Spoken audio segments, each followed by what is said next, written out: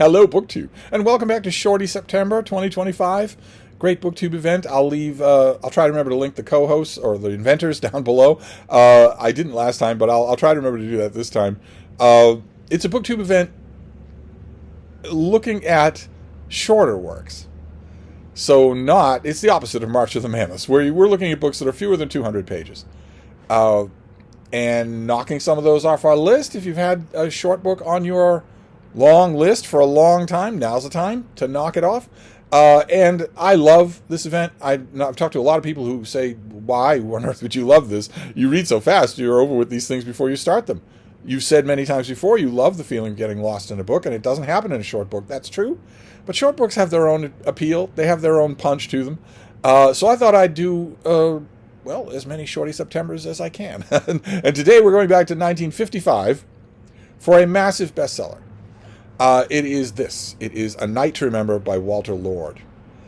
And this is the story of 1912. This is the story of the sinking of the Titanic. The Titanic, a state-of-the-art luxury liner, bragged about in publicity materials as being unsinkable. Its captain was racing it at night through an iceberg field. He had warnings. He knew the danger. He wanted to break speed records and impress the moneyed clientele on board. And the Titanic struck an iceberg. And a lot of state-of-the-art technology had been implemented in the Titanic to make it unsinkable, to make it so that it could lock off waterlogged compartments, so that it could stay afloat, limp to help, whatnot. But it didn't work in this case. The damage was too extensive. And Titanic began to sink, began to founder. It had the head of the White Star Line on board. It had its chief engineer on board. It had lots and lots of moneyed interests on board. It had a special assistant to the President of the United States on board. It had a few very promising members of the next generation of leaders and intellectuals on board. It had purebred dogs on board. It had a priceless, one-of-a-kind copy of the Rubaiyat of Omar Khayyam on board, and many, many other things. It was a world afloat. And it struck this iceberg and sank in a few hours, with the cost of over 2,200 lives. A small scattering of survivors made it to lifeboats, and half froze to death in the rest of the night in the North Atlantic until they were picked up, until the survivors were picked up. And we have photographs of that. We have photographs of them being picked up. We have photographs of them arriving in New York Harbor. There was an inquiry. There were books right away. It was a gigantic watershed moment. Convenient historians of the 20th century have said that it was the turning of an era.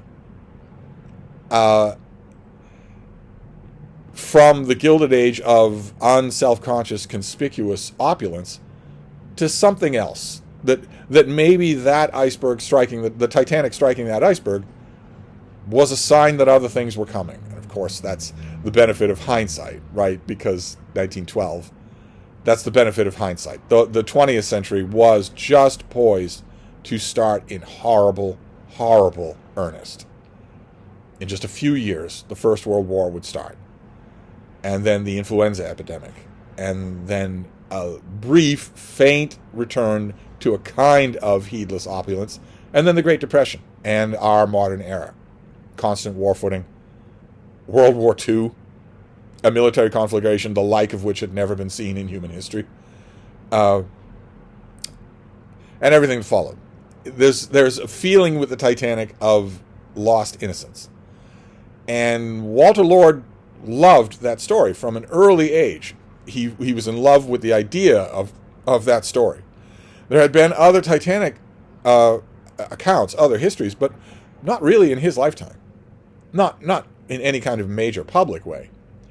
And so he decided to write one. Worked on it a long time. Worked on it while he had a job. This is a perfect example of hours stolen for the loose sheets of paper. Perfect example of that. Not at all what you read in modern works of nonfiction, where the author will go on and on at great length about how this book certainly wouldn't have been possible without the gigantic amount of money and free time I got from this institution, that endowment, this colony. There was nothing like that here. Walter Lord wrote this when he had the time. And he was the benefit with this book of the mother of all great good timing. In so many ways. The book took a long time to finish, but the major impetus to getting it done was the appearance and relative popularity in the movie theaters of a Titanic movie.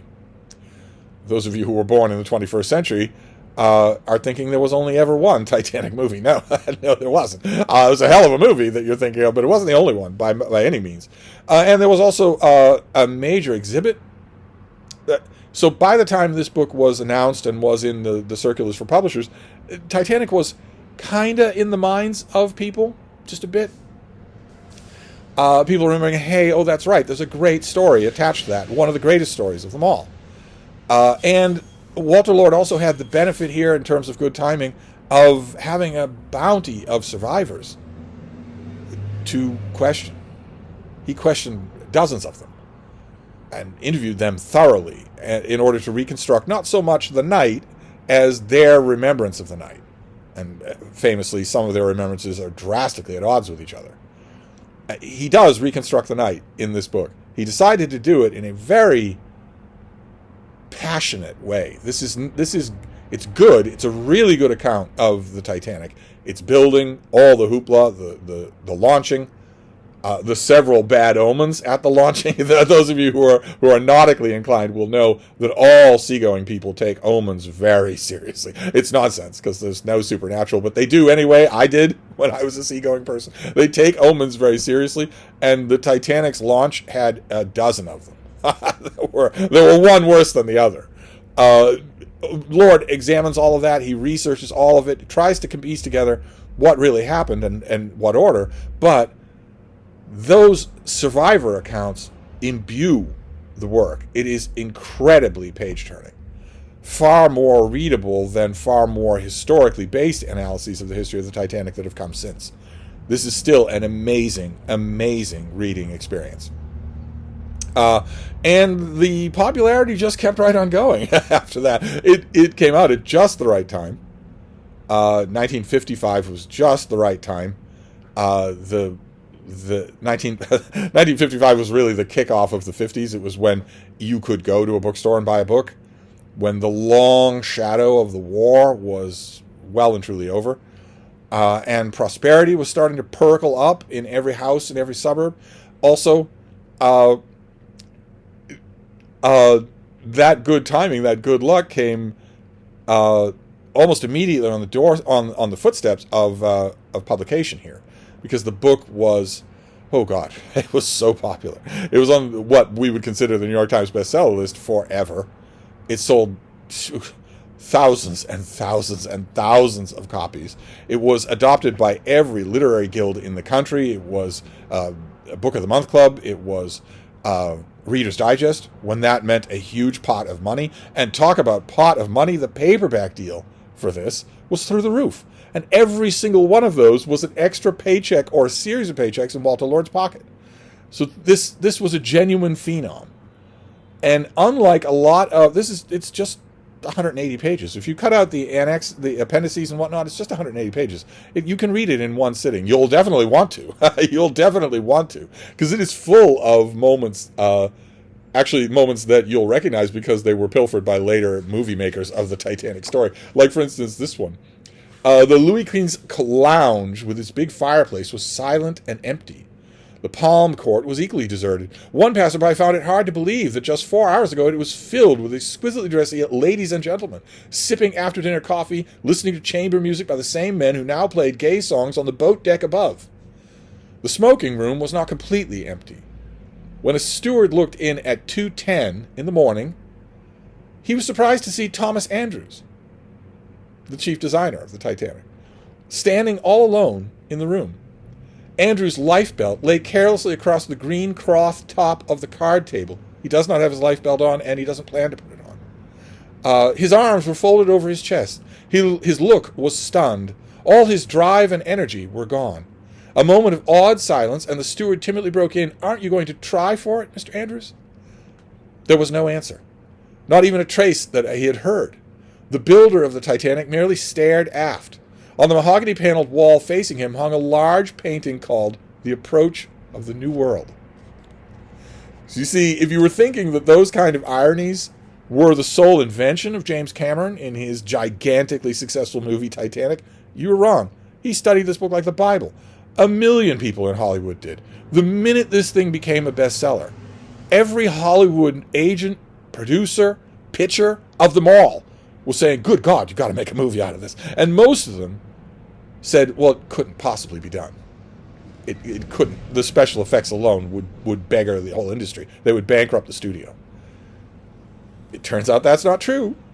There was a very good Titanic movie after this one. There was also a bad one, but there was a very good Titanic movie after this one. And then there was James Cameron's movie. For all its faults, for all its flaws, of course, is still a great movie. And Cameron is too good. He's too good a showman to leave that scene behind. The only difference is he has our heroine Rose break in on Thomas Andrews when he's standing alone in the lounge. And she wants to know, aren't you going to try to save yourself? And he is stunned, but he's not silent. He has that famous line to her, says, "I'm sorry, I couldn't have built a better ship for you, young Rose." And later on, when we get the montage of the ship actually sinking, we see him meticulously correcting the clock on the mantelpiece by his own watch as things are falling off the mantelpiece because the whole room is tilted like this. Very touching moment. Victor Garber is wonderful in that movie as Mr. Andrews. But you get moments like that all throughout this book. And a lot of them will be familiar to you from James Cameron's Titanic. He snaps up every one of these great moments. He adds a few of his own, but he snaps up every one of them, and so did every director before him, even in stage plays. And yet, these are the products of Walter Lord's reporting to the best of his ability. They aren't flights of fancy. He does shift all around in his chronological telling of this story in order to maximize the storytelling, and he has a great instinct for it. So if you were ever thinking that, oh, A Night to Remember, oh my grandparents loved that book, or my parents loved that book, or there's a battered old copy of that book, but maybe you're infected by the kind of mind frame that I'm always criticizing on this channel, that if you're going to read history, you should read the very latest thing, like the Titanic isn't still gone. You might want to rethink that. A Night to Remember is a perfect example of what I'm talking about when I say that old history done with art and heart and edge can be read on its own, regardless of the state of the facts. And Walter Lord's account has not significantly been factually challenged. So if this is sitting around, this will work for Shorty September, and it's terrific. Just terrific. I had a blast rereading this, and I don't know how many times I've read it. So if you're reading it for the first time, you're going to love it. And as just a PS on this Shorty September, I should recommend, I'll try to leave a link to it down below.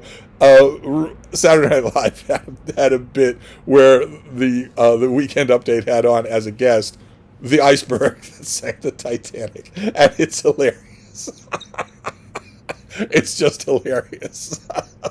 I heard this Irish cacophony behind me. Suddenly I turn around and half my ass is missing.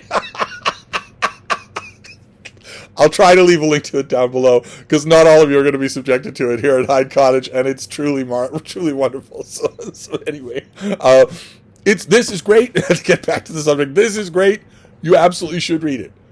So we're 2 for 2 for Shorty September. We'll be back next time. Thank you, BookTube.